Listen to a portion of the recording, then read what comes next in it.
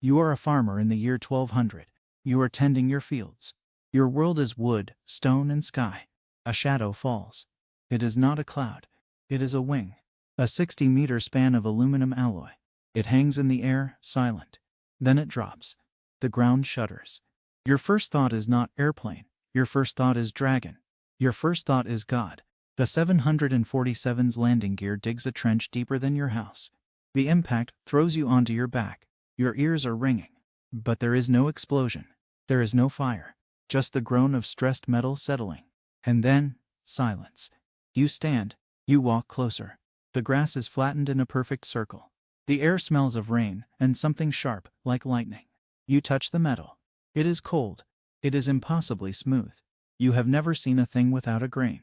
No wood, no stone. Just a perfect, seamless skin. Your mind has no box for this. It cannot compute, so it defaults to terror. You run. You tell the village. A metal mountain has fallen from heaven. Here's the thing. They will believe you. Because they saw it too. An entire village just witnessed a miracle. Or a curse. The immediate problem isn't the plane. It's the cargo.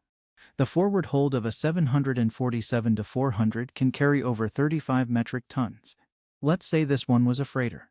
A fully loaded 747-400F. That's 124,000 kilograms of stuff. Stuff from our world. Plastic pallets. Cardboard boxes.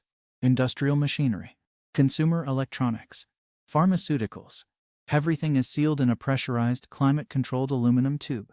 It's a time capsule of synthetic modernity, dumped into an organic medieval world. The first people to approach won't die from the plane. They'll die from the air inside it. Open the main cabin door. A hiss. Not a decompression. Just equalization. Out flows air from the 21st century. It's full of us. Our skin cells. Our viral loads. Our common colds. Our flus. Our antibiotic-resistant bacteria, all aerosolized and dormant for a split-second journey. To a 13th-century immune system, it's a biological shock troop. The Black Death, which won't arrive for another 150 years, killed maybe 1 in 3. This is 1,000 years of accelerated microbial evolution, delivered all at once. The village is gone in a month. A coughing, feverish collapse. They call it the metal sickness. It spreads. But let's say they're cautious. They don't open it. They worship it. They think it's a divine chariot. The local lord arrives. He sees a structure larger than his castle, made of a material he cannot name. He orders it stripped. That's where the real fun starts. They use stone hammers and iron chisels. The aluminum skin dents but barely scratches. A single bowing rivet is a masterpiece of metallurgy they can't replicate for 7 centuries.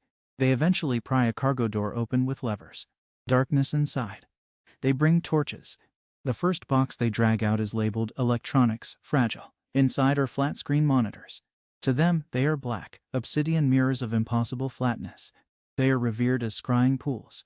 Another crate holds PVC piping. Flexible, durable, unfamiliar. It becomes holy water conduits.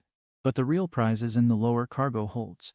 Industrial solvents, cleaning chemicals, maybe even lithium-ion batteries.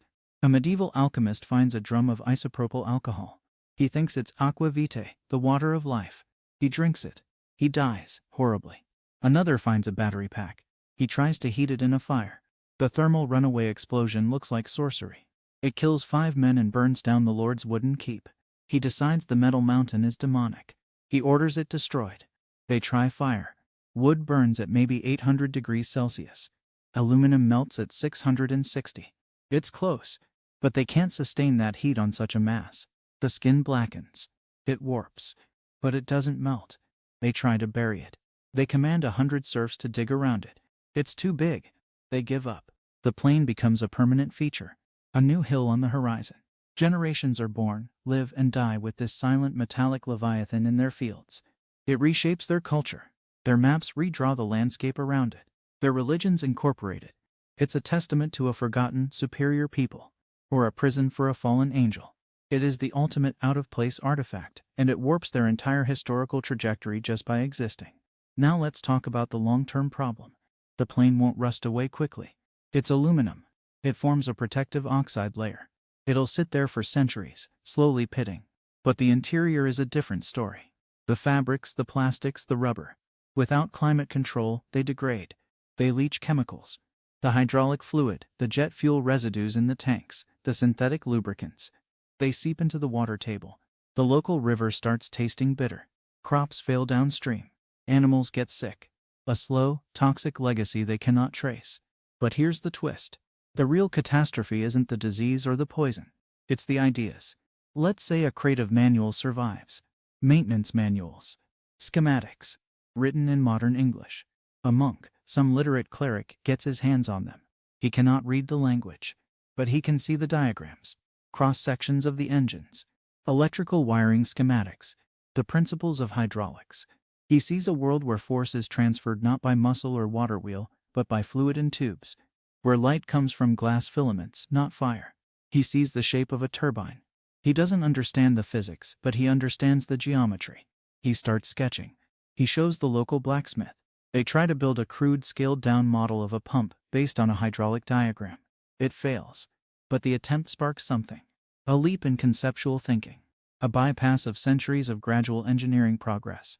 The social structure shatters. The Lord who controls the metal mountain has ultimate power. He has artifacts no one else understands.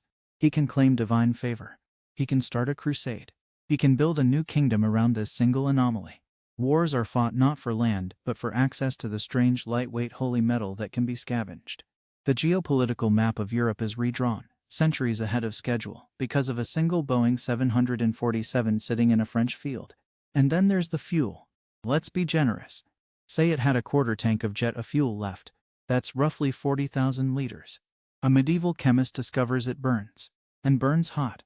He learns to distill it. He creates a crude form of kerosene.